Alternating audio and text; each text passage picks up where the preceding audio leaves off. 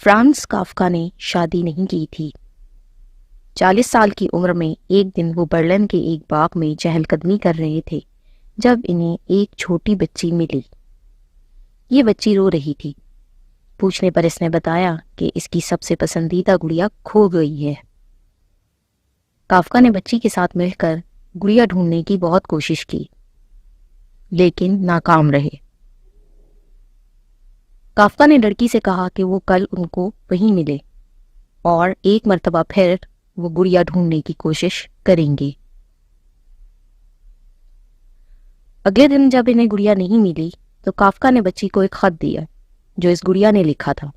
خط میں لکھا تھا کہ میری پیاری سہیلی، رونا مت، میں دنیا گھومنے جا چکی ہوں اور میں تمہیں اپنے حیرت انگیز سفر کے بارے میں بتاؤں گی۔ یوں ایک ایسی کہانی کی ابتدا ہوئی جو کافکا کی زندگی کے اختتام تک جاری رہی۔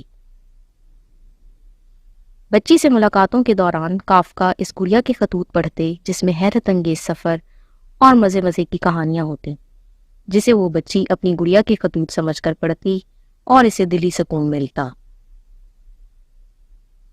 بالآخر ایک دن کافکا نے اس بچی کو ایک گڑیا لا کر دی اور کہا کہ اس کی گڑیا دنیا کے سفر سے برلن واپس آ گئی ہے۔ بچی نے کہا کہ یہ گڑیا تو بالکل بھی میری گڑیا جیسی نہیں لگتی۔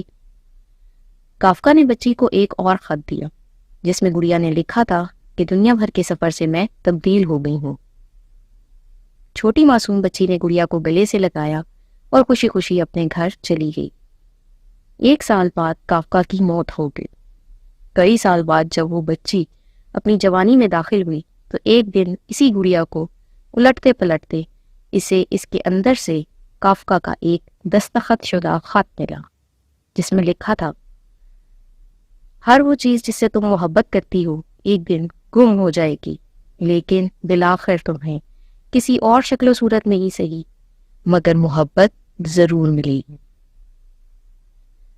ہماری زندگیاں بھی کچھ ایسی ہی ہیں کہ جب ہمیں کچھ کھو دینا پڑتا ہے تو قدرت ہمیں اس کے بدلے دوسری نعمتوں سے نواز دیتی ہے۔